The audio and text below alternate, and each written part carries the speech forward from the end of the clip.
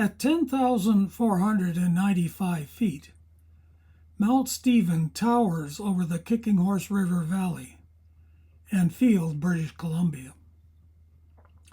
The mountain is named after the first president of the Canadian Pacific Railway.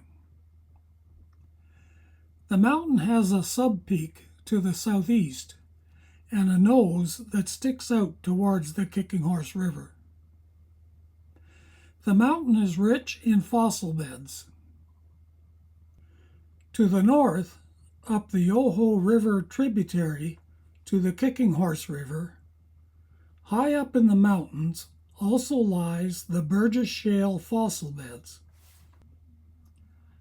The fossils, over 500 million years old, are some of the oldest known fossils in the world and are so well preserved that one can see not only just bones, but guts, eyeballs, brains, and more.